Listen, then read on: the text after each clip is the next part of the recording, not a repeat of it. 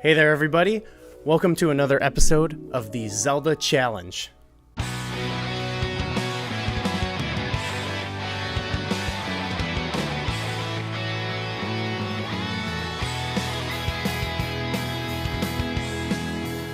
So today, we're focusing on a topic from James Guerrero. They asked us which game has the most compelling and fleshed out characters. And we decided we're just going to take that and narrow it down, and we're just going to both argue which character we think is more compelling and fleshed out. I picked Midna from Twilight Princess. And I will be arguing on behalf of Groose from Skyward Sword. Groose is loose. The Groose is about to be loose. We have decided that I am going to be arguing first, so I am about to tell you why Groose is a more compelling and interesting character than Midna.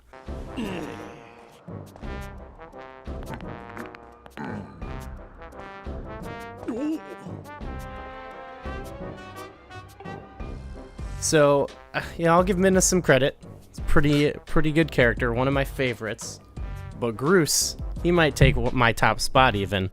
Groose, he starts off, he's your typical bully. He's pretty classic bully in the beginning of the game. And it's one of those things where if you saw him in almost any other game, even some Zelda games, I don't think he would go beyond much of what his character did. He might even get foiled in the end and something like this. But instead, they chose to take this awful bully and give him a full baby face turn and make him one of the most likable characters in the series. So when we first see Groose in the beginning of the game, one of the first things he does is he captures Link's loft wing, and Link has to go find it, and that's a pretty awful thing right at the start.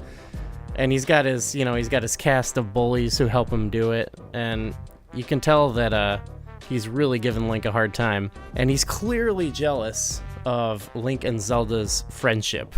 He has a massive crush on Zelda, obviously, and Zelda really seems to be the only person who can stop Groose from just completely trying to ruin Link's life, but only when she's around. Spoiler alert, but Zelda does get captured in this game, and we find Groose blaming Link for his capture, or for her capture, I should say.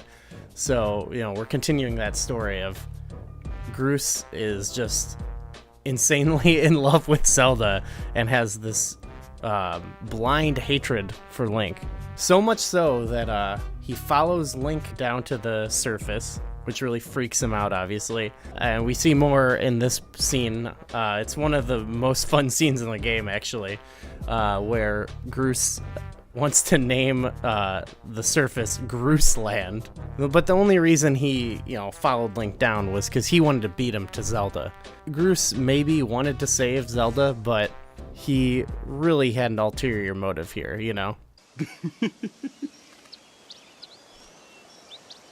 Eventually, after he meets Impa and they go through a little bit, he kind of accepts that he's not up to the task. It's one of those moments where the world shocked him, Impa shocked him, and he's kind of depressed for a while, And you kind of find him sulking too, which is kind of interesting. We don't really see what happens, but he spent some time down there with Impa. She probably cheered him up a little bit, in words of encouragement. She did say, "You will play a key role," which I think is interesting. At this point, he decides he's going to help Link fight to save Zelda and the whole world. He doesn't, at this point, he's not just, I'm going to save Zelda, He does that without the help of the Groosinator, which I love it. I love that now he's a good guy, essentially, but he's still the same old Groose. So yeah, he uses the Groosinator, which plays a pretty key part in helping defeat the imprisoned. They end up saving the world, and we find out that the old woman and Impa are the same person. She ends up, I guess, dying or, kind of evaporating into light. I don't know what you call it. Groose is clearly, I remember him being the most torn up by her death.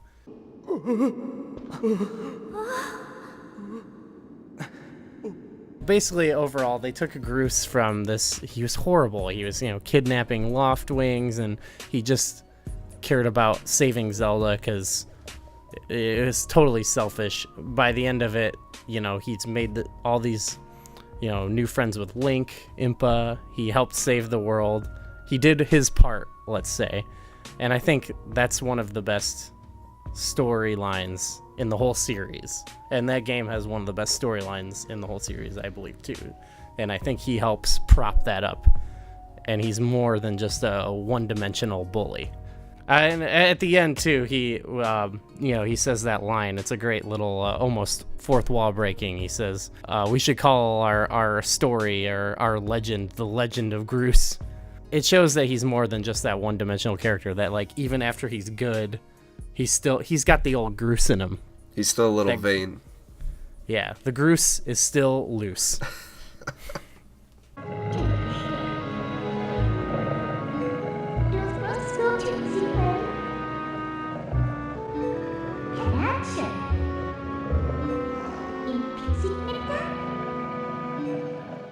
So let's talk about why Midna is a compelling and fleshed out character.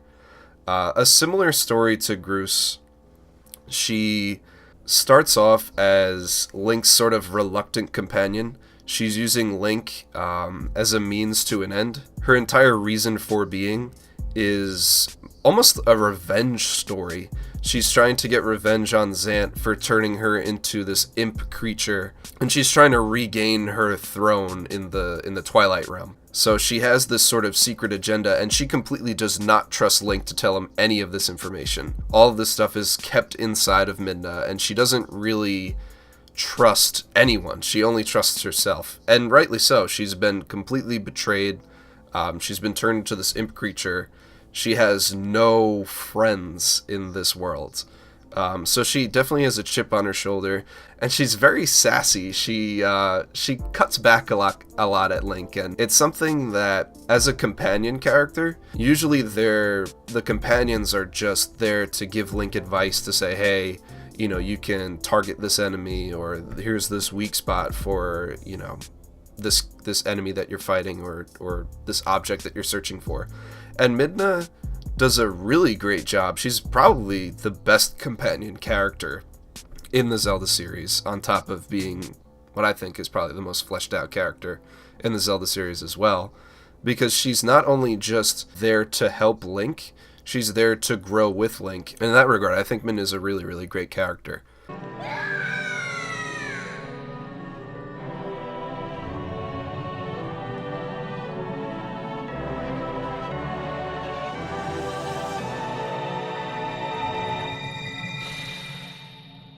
The real growth in Midna's character is when she's petrified. So she rides around on Link when Link's in wolf form, and she'll disappear into his shadow when Link is as a human.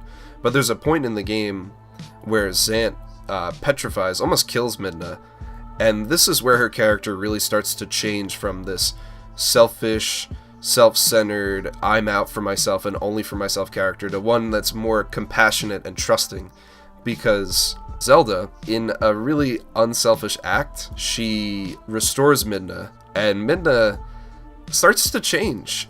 She begins to trust Link, she begins to trust the people of Hyrule. She's a foreigner in their world, and throughout the game, she starts to care a bit more about Link and about what happens to him. You see this in the cutscenes. She actually starts to care about Link if he gets hurt. She's not just out for herself.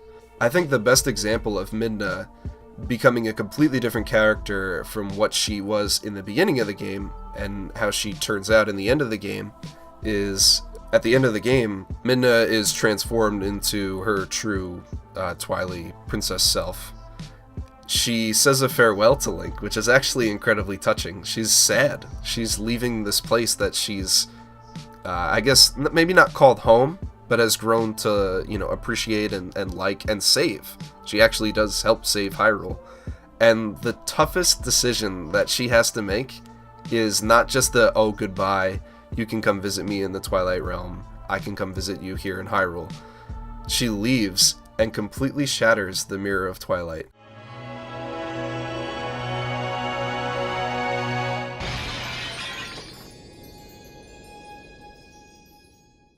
Which breaks the gap between Midna and all the people that she saved, the friends that she's made, and, you know, everything that she has fought for. Completely severs that gap. And I think that's some really good growth from a character who started off as someone that, you know, doesn't trust a single person in the world, and then is ready to give up that entire world, you know, just to keep everyone safe. I gotta say, I do appreciate you choosing to not knock Groose, respecting Groose as a character. And I will say I respect Midna as a character, and we'll just leave it up to the viewers to decide. So if you want to let us know who you thought made a better argument, you can go ahead and click this icon in the upper right hand corner of the screen. We have a little poll. You can decide which of us made our points better. Definitely leave a comment with some that you would have argued for, and also, you know, let us know what you thought about our arguments. Was there something we could have said that maybe could have clinched your vote if we didn't get it, or if there's something you would say against one of our arguments? Also, be sure to give this video a like if you enjoyed it. You know, you subscribe for more of this, more Zelda Warfare, Hyrule Compendium. Kevin, thanks for debating with me again today. Thanks, Ku. Always a pleasure. And we'll see you guys next time.